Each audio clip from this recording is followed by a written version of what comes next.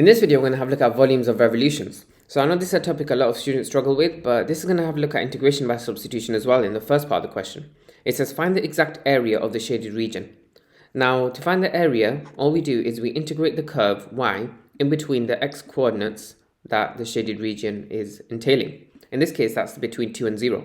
We put 2 as the upper limit and 0 as the lower limit. Y is this function here, which I'm just going to write out as 1 over, well, first of all, 3x plus 2 all square rooted is like 1 over 3x plus 2 to the power of a half. And you can actually write that out as 3x plus 2 to the power of minus a half. So let's do that. We have 3x plus 2 all to the power of minus a half. And we're integrating with respect to x, between the limits of 2 and 0, that is. Here we can use integration by substitution, and it helps to replace the inner bracket with the term 3x plus 2. After you've done that, you can use whatever method of integration by substitution you guys like. I like using this one, or you can use a reverse chain rule here as well. And if you guys know how to do this, just feel free to skip ahead. But what I like to do is pretty much make dx the subject. So dx would be a third du, meaning you can replace dx with a third du. So we have a third, the integral of u to the minus a half du. Now, since these are the limits for x, we'd also substitute those into this equation, linking x and u to get the limits of u. So for the upper limit, where x is 2, 3 times 2 is 6, plus 2 is 8, so the upper limit of u is 8. For the lower limit of 0, 3 times 0 is 0, plus 2 is 2, so the lower limit becomes 2. Now when integrating, you add 1 to the power, so it's u to the power positive a half, and then you divide by a half, which is the same as multiplying by 2. Of course, there is that 2/3 that's outside of the bracket, but we're going to deal with that afterwards. For now, we're going to substitute the values of 8 and 2, the upper and lower limit, into this. Now, this just becomes 2 root 8 minus 2 root 2. Now, root 8, that can of course be split up into root 4 times root 2, or 2 root 2. 2 times 2 root 2 would be 4 root 2. I love scribbling out, sorry about that. But it's just because I want to simplify things for you guys.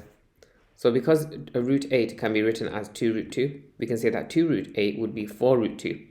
And then 4 root 2, take away the second term, 2 root 2 would give you 2 root 2. Of course, we do have to multiply that by a third, so that would just be 2 root 2 over 3 as your final answer to this part 1 of the question. Now part 2 is really where the A-level further maths gets in. It's the volume of revolution. Because it's rotated about the x-axis, we say we're integrating pi y squared with respect to x. If instead it was rotated about the y-axis, that's where you'd integrate pi x squared with respect to y. But of course, we're not really doing that here.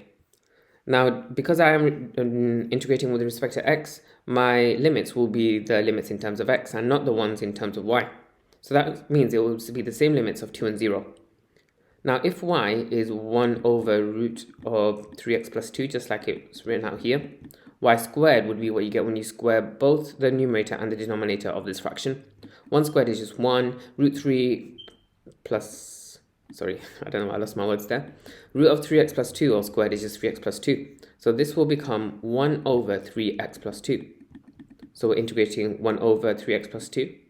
So I'm just going to write out here, with respect to x, between the limits of 2 and 0. Of course, remembering to multiply by pi at the end of the question. Now that we've written that out, well, the integral of 1 over 3x plus 2 is just, well, 3x plus 2 differentiates to 3. So what we have is, on the numerator, is a third of 3. So we say a third of ln 3x plus 2. Because we know that when the denominator differentiates to the numerator, that whole function integrates to ln of the denominator. However, this differentiates to 3. We have a third of 3 because we have 1, which is why I wrote a third here. Now, this pi here, I would honestly just multiply at the end. Let's not worry about it too much now. So I'm just going to put it outside here, and we're interested in putting the upper and lower limits into this. It does ask for the inexact form, so we're not going to use a calculator. So we're going to put the upper limit into this first. 3 times 2 is 6, 6 plus 2 is 8. And we subtract what we get when we put the lower limit into this as well, which is 0 plus 2 is just 2. We can then factor out a third actually. I think that would be useful because after you've done that, what you can do is Well, when two logarithms are subtracted and the base is the same, you divide the insides of the logarithms. 8 divided by 2 is 4, so we can write this out as a third pi ln 4. And that's it, that's your final answer to this whole question. Hopefully this all made sense to you guys, and yeah, be sure to leave a like if you liked the video and subscribe. I appreciate it a lot. Do be sure to check out my website, it's in the first link in the description, and yeah, have a nice rest of your day. Thanks for watching the video, I hope it helped. If you have any tutoring inquiries for A-Level Further Maths, be sure to hit my website up at www.excellineducation.co.uk.